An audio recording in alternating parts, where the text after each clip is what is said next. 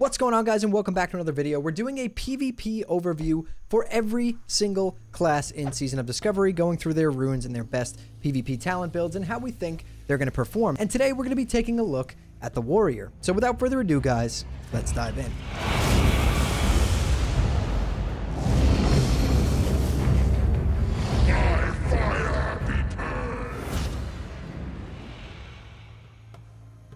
Okay, so we're over here on Wowhead. We have the Warrior Classic Talent Calculator for Season of Discovery pulled up. And the first thing we're going to do is take a look at our runes, right? So let's go down to our chest rune here. Our obvious choice here is going to be Warbringer for PvP. Warbringer allows your charge, intercept, and intervene abilities to be used in combat, and they will remove all movement impairing effects. So that means that getting snared and slowed and all that stuff no longer matters. You're going to be able to charge out of them by using the Warbringer rune. So this is a no-brainer when it comes to PvP. If you're running a warrior, you need the Warbringer rune for all of your PvP needs. There are a lot of really good runes in this slot. However, Warbringer trumps all of them because one of the warrior's biggest issues in classic PvP is getting kited, and Warbringer makes that really hard. Now, keep in mind, you don't have intercept at this level or intervene, but you can charge in combat. So technically, you do have intercept. It's just basically your charge now, and you don't need to switch to Berserker Stance to use it, because again, you don't have Berserker Stance at this level either way. So Warbringer, obvious choice for our chest rune. So let's move on to our hand rune, right? So for our hand rune here, we're faced with two pretty good choices. My two choices here being Quick Strike and Endless Rage. Endless Rage would be really, really good because you generate 25% more rage from all damage you deal, which would be really helpful. But then again, there's Quick Strike. Reckless instant melee attack with your two-handed weapon, and this ability benefits from and triggers all effects associated with Heroic Strike. So giving yourself another strike that's basically like an instant cast, kind of like think of it like Crusader Strike. This would be really, really strong. So I honestly would play around between these two runes, Endless Rage and Quick Strike. If you're feeling really rage starved, then maybe Endless Rage is the way to go. But Quick Strike, to me, seems like it would be the better choice here. So for the purposes of this build, we're going to take Quick Strike. But again, if you're feeling rage starved, I would definitely check out Endless Rage. I feel like that might be just as strong, if not stronger, than having Quick Strike. So let's pick Quick Strike for now, and then move on to our leg rune. So for our leg rune here, again, this is going to be a two-handed PvP build that I'm going with here because I love Warrior two-handed PvP. I'm sure there are some builds that can be done where dual-wield warriors can actually excel in PvP at level 25, especially with these runes. There's a lot of good runes like Single-Minded Fury. But again, for the purposes of this video, going two-handed, just for those big crits, think about we're going to have Wind Fury. If you're running with a Feral Druid, those massive two-hander Wind Fury attacks, it's going to feel really good. And now if we couple that with Frenzied Assault on our leg rune, that is going to be massive. Frenzied Assault is while wielding two-handed weapons, your attack speed is increased by 20%. So you're going to be attacking 20% faster, meaning you're going to be gaining rage 20% faster, which just means you deal more damage, right? So obviously Frenzied Assault for our two-handed build. And then moving up to our talents. We're going to be going into the arms tree for this build, of course. We're going to put 3 points in improved rend because rend is really, really good. And then we're going to be putting 3 points in Heroic Strike to reduce the rage cost of Heroic Strike by 3 points. And then I'm going to put 2 points in improved charge to give us 6 more rage generated when we do charge, 2 points into tactical mastery, because we don't have Berserker Stance yet, right?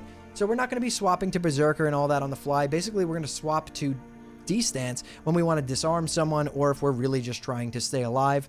So we're not going to go into the 5 points in here just yet because anger management, we don't really need that for PvP at this point in time. At level 25, I think there's stronger talents, and I'm going to show you them right now. So 2 points into overpower would be an absolute must. This is going to make you absolutely shred rogues, and pretty much anyone else that dodges your attacks, you are going to shred them. Overpower is extremely strong. Overpower critting is extremely strong. You got to remember you're attacking 20% faster, so there's more chances to get those dodges, which means there's more chances for those extremely powerful crit overpowers, right? And then we're going to put 3 points into deep wounds. And I know that deep wounds damage, especially at this level, is not that great. But the reason we go 3 points into deep wounds is A, it's another bleed, right? So it still is DPS. I know it's not super strong.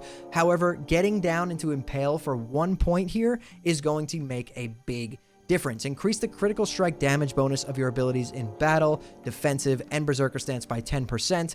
So basically all of the crits that you will be getting, like those overpower crits, this is going to make them 10% stronger. They're going to deal 10% more damage, and that's just more damage. I think that's great. Our only other option would be to go for 1% extra damage with two-handed weapons, which I feel is pretty weak at this level. Or to not go into deep wounds and impale at all and finish off tactical mastery and get anger management. However, I don't think that that is going to be needed at this level. I do really think that deep wounds and 1 point in impale is going to be the stronger build here. I think you're going to do way more damage by having that point in impale. 10% is a lot of percent, and you're going to, whenever you are casting overpower on somebody, it's most likely going to be critting, so you want to have that damage be as high as possible. Now, I do feel that there is some potential for this build to work really well with dual wielding as well. So if you did want to run a dual wielding build, the only things I would swap out here would be the hand rune. I would switch that to single-minded fury, which is while dual wielding, your physical damage and movement speed are increased by 10%. And then for your legs, I would switch that to consumed by rage. And rages you and grants you a 20% melee damage bonus for 12 seconds for up to a maximum of 12 swings after you exceed 80 rage, right? So you'd basically charge in, start bashing someone, get above 80 rage, get that buff on you, and then just start dumping rage, and you're going to be doing 20% more damage. This is going to be huge, and I do think that this exact build could work for dual wielding with these runes if you swapped the hand rune out for single-minded fury and swap the leg rune out for consumed by rage. I do feel like warriors are going to perform really well in PvP early on. Having Warbringer is nice. You know, you can't really get snared and slowed and kited as easily as before. The only issue with Warrior, and this has always been an issue and it will still be an issue here, is that without support, you know, in a 1v1 situation, they deal damage, but they also just take damage, right? They have no sustain. They're not going to be able to keep themselves alive. So in a lot of 1v1 situations, especially with all these classes having all these new abilities, it's going to be pretty hard for warriors to stay alive. Your only goal and the only way you're going to be able to play this is by bum rushing someone and just absolutely just dominating them before they get a chance to dominate you. You just have to pump damage as fast as you can, stick to them, hamstring, all that, and execute them down. So yeah, that's how Warrior is going to be. I think it's going to be really good. If you pair Warrior with like a healer, druid, paladin, priest, whatever you want, they instantly jump up like 2 tiers in my opinion in PvP and Classic.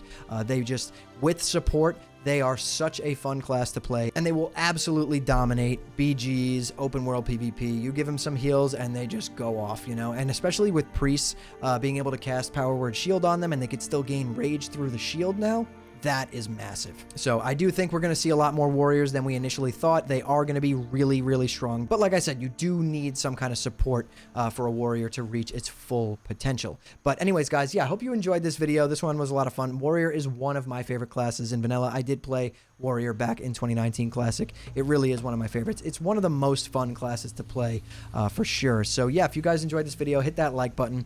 Drop some comments down below. I'd like to know what you guys would do differently. If you would do anything differently, I love talking about this kind of stuff. It's kind of fun doing all this theory crafting. I know we're all just really excited. There's only a few days left before Season of Discovery drops, and yeah, we can't wait to get in there and play. So yeah, subscribe to the channel, turn on post notifications so you don't miss the next time I post a video, and if you want to hang out with me live, I do stream on Twitch Monday through Friday at 8 p.m. Eastern Time at twitch.tv/hammerdance. I'll drop a link to that in the description below this video, and if you want to join the community, we have an awesome community that we've been building on Discord. We're doing a sick launch day event where we're rushing to try and be one of the first guilds created on the server. It's going to be a lot of fun. We have so many people signed up. We're going to be hanging out and stream. It's going to be a really good time. So if that sounds like fun to you, head on over to the Discord and sign up. Or if you just want to join the Discord and hang out and talk with a bunch of like-minded people who are all really excited for this, then head on over. We'll welcome you with open arms. But anyways, guys, that's all I've got for you today. So thank you all so much for watching and listening in. I'll see you all in the next one.